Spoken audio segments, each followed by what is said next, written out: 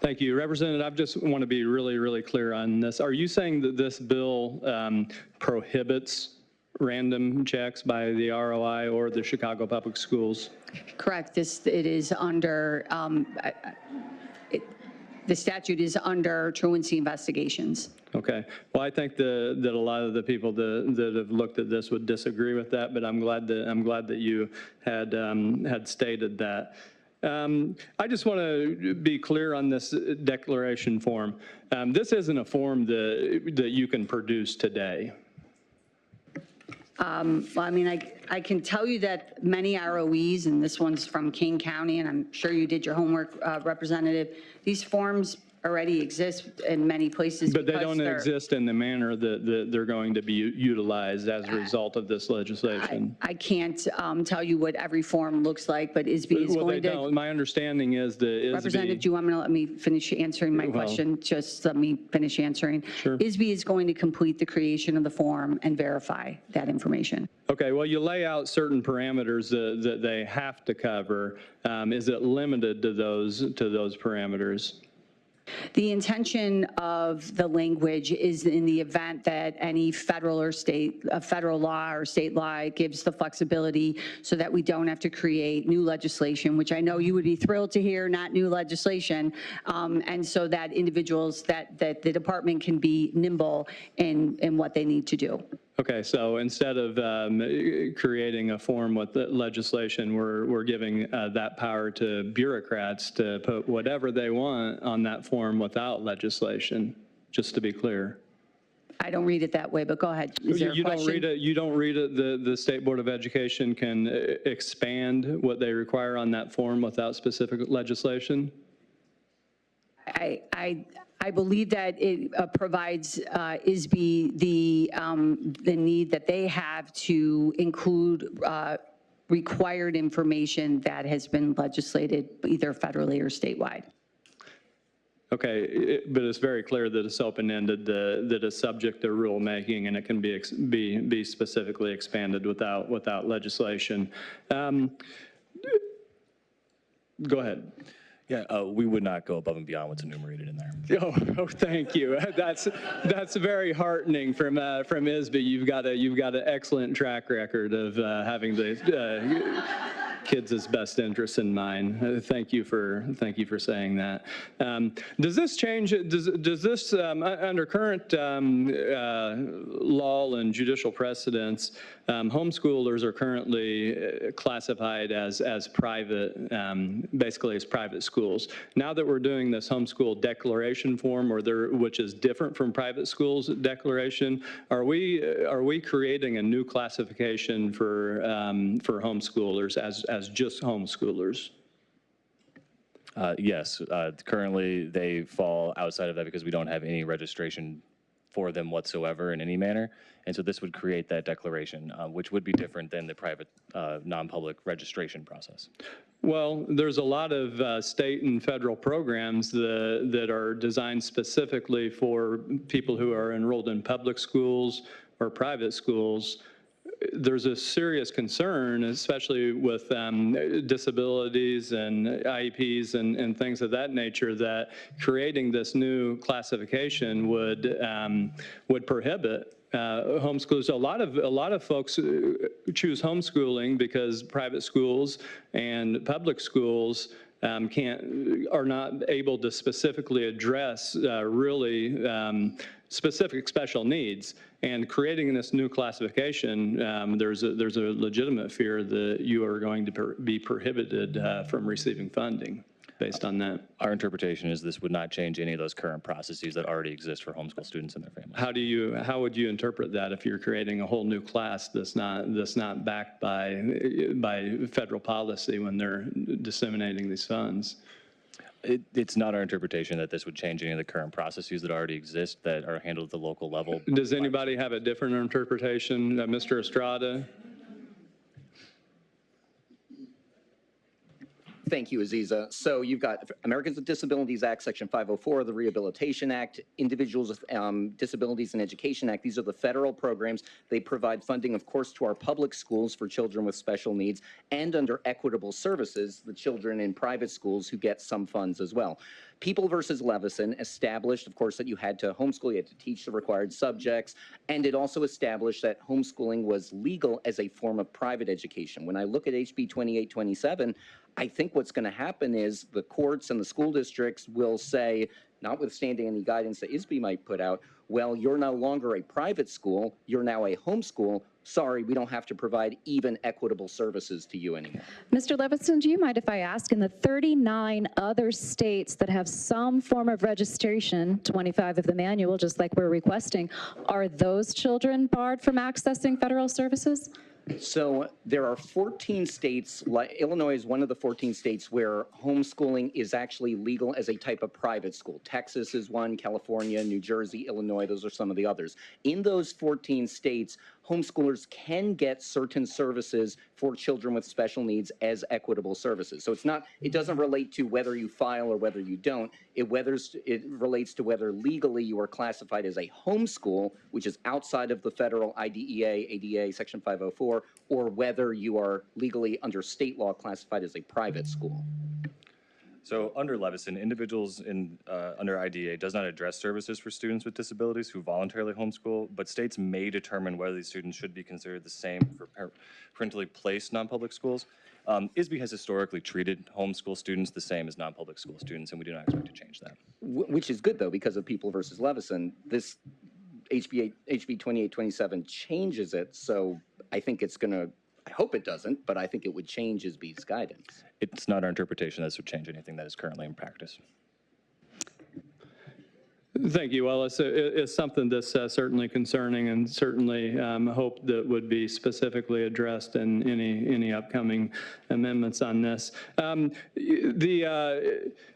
The curriculum that is mandated, or the broad parameters that are mandated by the state of Illinois to ensure that your education is up to snuff, all of that is run through the school code, correct? All of that currently exists, yes. Yeah. One of the big concerns is just a couple years ago, we were trying to amend the school code to include SB 818, which is the very explicit sexual education mandates. One of the real fears of requiring homeschoolers and private schools that choose not to be recognized is once you get into that system and once you have to be recognized, you're tied to the school code, which can very easily include things like this. Is that valid, or is that a concern here? Health class and sexual education are two different things. Right, but we were literally trying to, okay, so the school code is completely subject to the will and the whim of the legislature. It can be changed overnight. We've seen it try to happen. It can just be changed with a majority vote in the legislature and a signature by the governor, correct? As is all statute, yes. Right. So what we're having here is that people are escaping these government schools because they're trying to get away from this kind of stuff. They don't want to be tied to that. This is going to require them to be tied to that. And if it's not requiring it today, Representative, it's just one small vote away from doing it. So I don't think that I would just shake my head like this is something that we shouldn't be concerned about. 44,000 people out here shouldn't be concerned about. Representative, as ISB has stated, as current law, there are specific subjects that are required to be taught. We don't dictate the curriculum. The freedom and flexibility and creativity, shall we say, is there for homeschoolers as long as they're teaching the subjects. The goal is to make sure that we have kids who are getting an education in those subjects. I just want to say that I think that the open-ended language and nature of the bill is what is particularly alarming especially in the Black community, because in the Black community, it takes so much courage and bravery to even step up to homeschool and to know that it could, they could be the brunt of even more targets and attacks or any kind of, just that more things could come as a result of their homeschooling would be a very intimidating experience for the Black community. And even though the legislation doesn't detail that, it's definitely an inevitable consequence that would come in the community that I live, for sure. Thank you. And I would add to that, I respect the position that you're coming from. If there is draft language that you would like us to review, Representative, regarding that, please feel free. Okay. Yeah, no, I appreciate that. We'll certainly do that. Just to get a little bit of insight into your motives and where you're going with this and your outlook. I mean, you've been quoted in the media saying the outrage over this bill is outrageous. Do you think that all the good folks here that are absolutely appalled by this legislation are outrageous? I think people who threaten my family, I believe that is outrageous. Yes, I'm not suggesting, I don't know if there's anyone in this room who in particular, but I do have the names of the individuals who have threatened my family and my home. So yes, I do believe that behavior, to threaten my family and my home, to threaten my colleagues, anyone, regardless of what side of the aisle you sit on, when you threaten people's family and their homes, that is unacceptable. And I would defend all of you as well if I found out that somebody was making that threat. You and I have had this discussion on other issues, Representative, as you can recall from our freshman year, when you sent people to threaten my family and my home on a gun bill. Okay. So I would say, when you told them to, I'm sorry, well, you told them to reach out to me, and with that came threats. Reaching out is threatening. Disagreeing. I do acknowledge that disagreeing with a lot of liberal ideology is seen as threatening. So you've also said, I want to know that kids are okay and that they're getting what they need and that they can enter society prepared and that they are not functionally illiterate. Are you implying the people that we're subjecting to this bill are academically inferior to the folks in the government schools? No. What's I mean.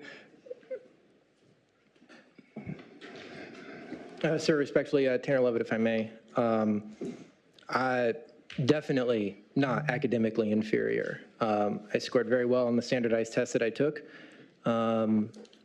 but there are those who don't. My wife is a substitute teacher in our local school district, and she told the story just a couple months ago of a kid who was homeschooled. I believe she was supposed to be whatever grade level it was. I'm going to keep it as anonymous as possible for the students' basic, but bottom line, she was 2 or 3 grades below what the grade that she came in at. So while I would say, again, speaking from experience, the vast majority of homeschool families this does not apply to. It does apply to some. And as the sponsor has mentioned several times, a big part of the problem is we don't know. And so that's what this bill is starting to try to answer. And again, having worked for the Homeschool Legal Defense Association as a lifetime advocate of homeschooling, I strongly believe in the concept, and I want that. What the frustration is that I feel like we just keep, hey, come back with the right answer and we'll support it. But every time we come up, nope, that's the wrong one. It's going to cause more funding. It's going to require more oversight or whatever it is. Children are dying. We've learned about a message there. Like, we have a responsibility as a society to protect those kids. So there is a balance to strike here. I feel very strongly that this bill strikes that balance, but if not, I would encourage those opponents, the 45,000 people who oppose it, what is the answer? Propose your own bill. I've worked for Homeschool Legal Defense Association, and I've never seen them propose a bill to help this. Yeah, I appreciate that. I think the answer is to leave them alone. The system has worked for decades and generations, and pretty much all the studies say, and by our own metrics from the State Board of Education, our government schools are failing. You know, seven out of 10 kids are not reading or doing math at grade level. It's even worse in the Chicago public schools. Whereas, you know, most of the studies are saying that homeschool folks score better on all of these. Representative, if I could remind you that if a homeschooler is taking any sort of state assessment, it is because they self-selected to do that. Well, they take Whereas the SAT everyone and the in a public ACT. school is required to take that test, no matter what their qualifications are, no matter whether or not they speak English. It is everybody in the pool. You are not comparing apples to apples when you use that reference. Thank you. Okay, well, I appreciate that, but, you know, places like the state of Florida that have much more diverse population than us score better on those tests than what we do. So point of clarification there. So, you know, Representative, you gave a really impassioned, you know, defense of the folks that testified, and I appreciate that. I think they do come from a good place. I've got, in light of that, I've got a question for the Coalition for Responsible Homeschooling. Are they still on? Yes, I am. Okay, thank you. So if I'm a homeschooler or I'm a private school that's not seeking recognition, and I'm demanding parental consent for my minor child to access gender-affirming care information, abortion, sexual ed content, LGBTQ issues. LGBTQ. If I believe that confused boys shouldn't compete in the girls' sports or have access to locker rooms, am I a parental rights extremist? I wasn't aware that we were engaging in the trans sports debate. I'd be more than happy Well, it's to. on your website. But that isn't relevant to this bill. Sir, that is not Representative. germane to this bill. I not. agree. And the Just subject trying to see requirements where that where this- the advocates are coming from on this stuff. I think it's important.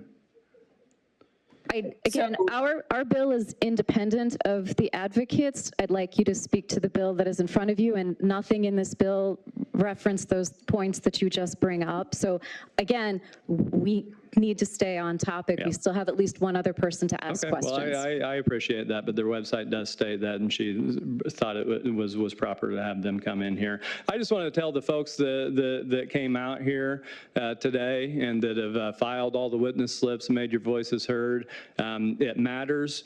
Don't be discouraged by, you know, anything that happens here. In spite of what happens here today, we're a long ways away from this being over. You're right on principle. You guys, we up here, at least on the front row, we know that you know what's best for your kids. You know, and you know, regardless of what the government or this committee does, the public education system that you've escaped has been a failure, and we know that you're going to do the right thing for your kids in the long run. And we thank you so much for making your voice heard here.